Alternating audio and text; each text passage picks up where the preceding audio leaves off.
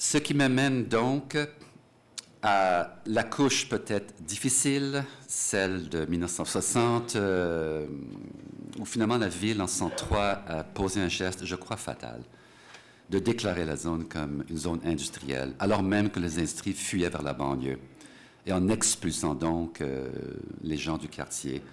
Les catastrophes vont suivre. Alors, 64, Diamond Court, premier projet philanthrope de maison ouvrière sur le site actuel d'un des condos de Prével, a passé au pic du marteau.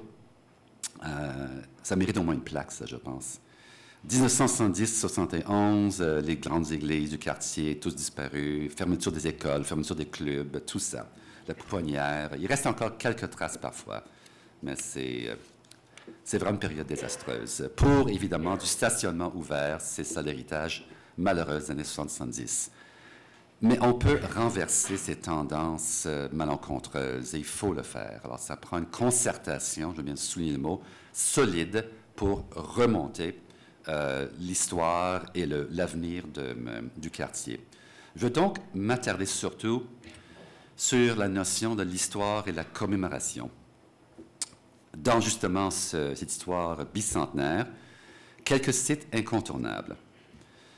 New City Gas. C'est l'usine de la révolution de la lumière dans les années 1840. On pense à l'équivalent de 3 watts à 5 watts incandescents, mais sous forme de gaz.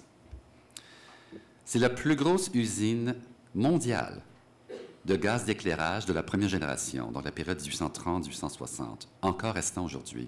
C'est important, ce site. Il y a 2 œuvres capitales du fameux architecte John Hostel sur ce site.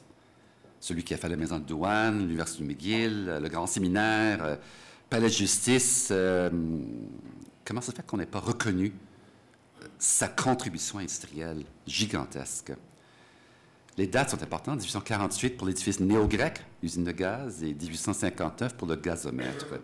C'est un incontournable mondial à classer ça. Tous les autres pays, Australie, Nouvelle-Zélande, Écosse, Pologne, ont tous restauré et mis en valeur ces usines-là. C'est un incontournable.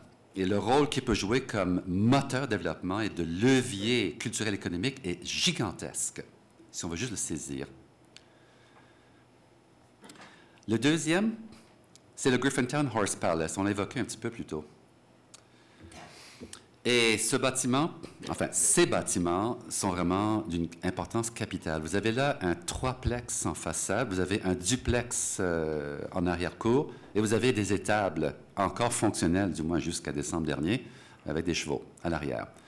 C'est le prototype classique de la propriété dite ouvrière de la fin 18e, début 19e, jusqu'aux années 1870.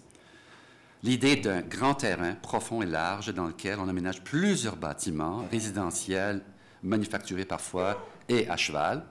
Ensemble, il nous reste une seule propriété maintenant à Montréal qui reflète cet ensemble total d'étables, de maisons fond de cour et de maisons avant cour. C'est celui-là. Jusqu'à décembre, il fonctionne encore comme étable à cheval. Or, on vient juste de démanteler le lot en 3 morceaux. En décembre, on est en train de les vendre à des particuliers.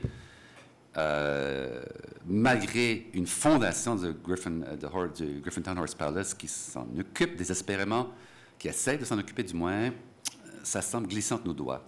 Je souligne que Québec a classé et reconnu 102 monuments dans l'île de Montréal. On y retrouve une vingtaine de maisons bourgeoises, on y retrouve une douzaine de belles maisons en rangée victorienne, on trouve, tiens, curieusement, 15 maisons de ferme, mais on ne trouve pas de maisons ouvrières. Pas bizarre, ça?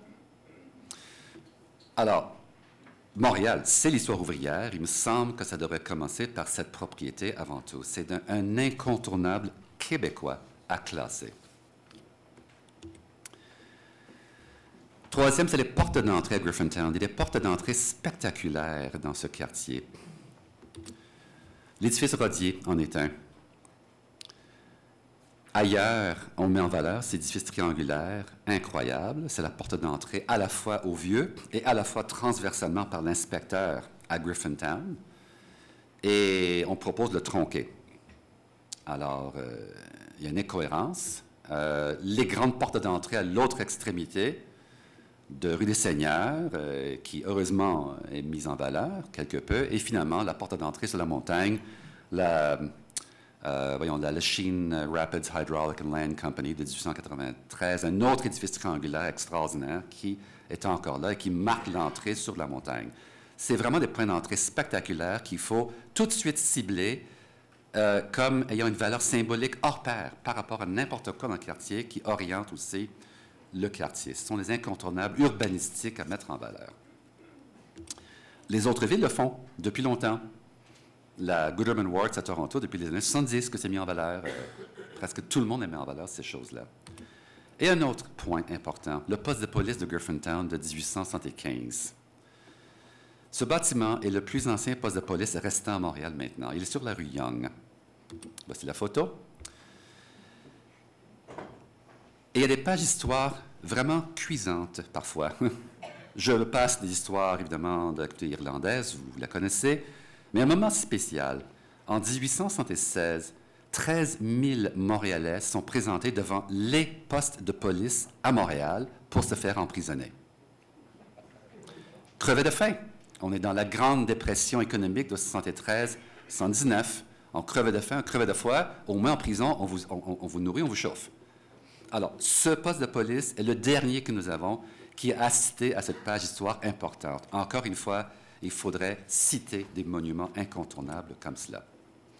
Et enfin, le patrimoine qui est maintenant disparu, mais en commémoration, je vais juste évoquer le cas de l'écrasement du bombardier Liberator dans 1944. Écoutez, des dégâts de guerre, Seconde Guerre mondiale, on n'a pas beaucoup en Amérique, mais en voilà un authentique. L'as de guerre, premier ordre polonais, qui malheureusement perd les contrôles avec cette machine qui est probablement une sorte d'avion de lundi matin, avec des problèmes mécaniques, et qui faillit couper les états supérieurs de la Sun Life et finit par s'écraser dans Griffintown, à quelques mètres du gros gazomètre du New City Gas. Ne fût-ce que pour quelques mètres, badaboum. Alors, ça, c'est important. Ça prend des plaques, ça prend des commémorations, ça prend une histoire de rue à raconter. Et ça, c'est relié avec nos rues de 37-39 mètres. Alors, quelques idées novatrices pour terminer. Deux, en fait. D'abord, rappelons qu'en 1976, beaucoup de propriétaires mettaient le feu à leurs bâtiments dans le Vieux-Montréal. Aujourd'hui, les profits que ces bâtiments génèrent atteignent des sommets inimaginables. Outre sa localisation, évidemment, stratégique à Griffintown, le patrimoine et l'histoire sont les vrais leviers économiques de ce quartier-là. Alors, qu'on les favorise au plus haut degré, que les gens, alors, voudront l'habiter parce que c'est un lieu unique à Montréal. Il n'y en a pas d'autre. Et donc, ceci créera un habitat exceptionnel et c'est sûr que les profits immobiliers vont suivre. Et finalement, vous connaissez le fameux programme québécois du 1 % pour l'art dans les projets immobiliers publics. On met de côté 1 % pour l'art. D'autres villes ont d'autres programmes de 1 % pour des places publiques. San Francisco, par exemple, demande aux promoteurs un 1 % pour des places publiques. Pourquoi pas un 1 % ou quelque chose de semblable pour le patrimoine de Griffintown? Parce qu'il faudrait effectivement aider ces projets différents à émerger, à vraiment se retrouver, et donc peut-être un certain pourcentage dédié à un fonds fiduciaire qui permettrait de choisir collectivement des sites et mettre en valeur au profit de tout le monde et des promoteurs d'ailleurs. Et est-ce qu'on pourrait enfin mettre légalement en place le corridor culturel de la rue Ottawa qui contient presque la majorité des éléments d'histoire de Griffintown? Ils sont soit sur Ottawa ou tout proches. Je finis avec quelque chose pour rigoler un petit peu. Ne faisons pas comme Charles Hayes, le grand chef du Grand Tronc, qui en 1906 prend la Roche Noire devant le pont Victoria, le déplace et le fout dans un parc plus lointain. C'est une question, il voulait empiéter sur le cimetière des Irlandais. Il avait le pouvoir et l'arrogance pour faire ce qu'il voulait. La ville n'osait pas lui dire quoi que ce soit. Il y a 6 000 Irlandais en dessous de la Roche Noire, mais ils s'en foutaient éperdument. La Roche Noire, donc, a déplacé. En 1912, ce cher Charles Hayes est sombré dans le Titanic et le Grand Tronc a fait faillite. La Roche Noire a été replacée. Alors, sachez profiter de l'histoire. Merci.